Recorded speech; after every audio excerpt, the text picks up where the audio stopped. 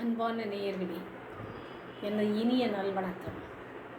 இன்றைக்கி விதி அப்படிங்கிற ஒரு சப்ஜெக்டில் நிறைய பேர் நிறைய விஷயங்கள் பேசியிருக்காங்க. இருந்தாலும் எனக்கு தெரிஞ்சதை நான் ஒன்று சொல்ல ஆசைப்பட்றேன். என்னன்னு கேட்டால், விதியை விளையாடுது அப்படின்னு சொல்கிறது, விதியினால தான் இதெல்லாம் மாற்றங்கள் ஏற்படுகின்றன அல்லது அப்படியே இருக்குது, எதுவும் சேஞ்ச் ஆகாமல் இருக்குது. இப்படி ஒவ்வொரு மாதிரி ஒவ்வொரு கருத்துக்கள் ஒவ்வொருத்தர் சொல்லுவாங்க அவங்களோட வாழ்க்கையின் அனுபவத்துப்படி. ஆனால் என்னுடைய கருத்து என்ன என்று கேட்டுக்கொண்டால், எப்போ கஷ்டம் வந்தாலும் சரி, அந்த நேரத்தில் மட்டும் விதியை பற்றி நினைக்காதீங்க. விதி ஒன்றும் செய்யலை, நம்மளோட மதியும் கொஞ்சம் வேலை செய்யணும்.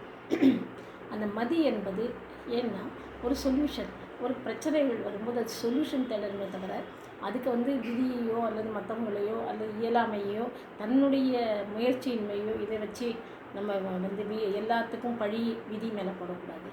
ஸோ அந்த முயற்சிங்கிறது எடுக்கணும். அந்த முயற்சி எடுக்கும் பொழுது நம்ம ஹைஃபையாக போகாமல் நமக்கு என்ன எலிஜிபிலிட்டி, நம்ம எந்த ஃபீல்டில் நம்மளோட மைண்டு வேலை பண்ணணும், அப்போ அதை தெரிஞ்சுக்கணும். நல்லா முதல்ல நமக்கு எது சரியாக வரும், எது ஒத்து வரும், குடும்ப சூழ்நிலைக்கும் சரி நமக்கும் சரி, நம்மளால் இது செய்ய முடியுமா முடியாதா, அந்த தெளிவான சிந்தனை செய்துவிட்டு அதன் பிறகு நீங்கள் உங்கள் முயற்சியை தொடருங்கள். விதி தானாக மறைந்துவிடும். அதாவது கே பாலச்சந்தர் ஒரு படத்தில் இரு கோடுகள்ங்கிற படத்தில் சொல்லுவார், ஒரு கோடு போட்டு இன்னொரு கோடு எப்படி அதை அழிக்கவும் கூடாது, ஒன்றும் பண்ணாமல் பெருசாக இருக்கணும் அப்படின்னு சொன்னாக்க பக்கத்தில் ஒரு கோடு பெரிய கோடை போட்டுருவார். ஸோ அப்போ இது சின்ன கோடாயிடும். ஸோ இது மாதிரி விதிங்கிறத ஒரு இது மாதிரி, அதாவது மேகமூட்டம் மாதிரி, அதை நம்ம மேகமூட்டத்தை என்ன பண்ணுறோம், எடுத்து வச்சுட்டு அதை ரொம்ப சேகரிக்கிறோம், போட்டு சப்கான்ஷியஸ் மைண்டுக்குள்ளே ப்ரெஷர் பண்ணுறோம். ஸோ அதையே ஹேபிச்சுவலாக வச்சுக்கிறோம்.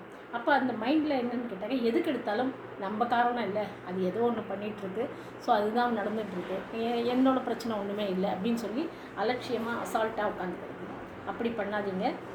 விதியை மதியால் வெல்லலாம்ங்கிறது மட்டும் இல்லை, தன்னுடைய முயற்சியால் கண்டிப்பாக வெல்ல முடியும். அந்த முயற்சியை கொண்டு வந்துட்டிங்கனாக்க அந்த விதிங்கிறது காணாமல் போயிடும். இதை நீங்கள் என்னோடய அனுபவத்துலேருந்து நான் சொல்கிறேன். நான் நிறைய ஸ்ட்ரகிள் பண்ணியிருக்கேன். ஸ்ட்ரகிள் இந்த சென்ஸு ஸ்ட்ரகிள் இல்லை, ஒவ்வொரு வேலை மாற்றங்கள் போதும் இதை மாறணும், இதை பண்ணணும் அப்படின்னு நினச்சிட்டு வந்தாக்க பண்ணிவிடுவேன். ஆனாக்க நம்ம நினைக்கவே இல்லைன்னு சொன்னால் எங்கே பண்ணுறது, பண்ண முடியாது. அதனால் நீங்களும் அதை பற்றி யோசனை பண்ணுங்கள். நன்றி, வணக்கம்.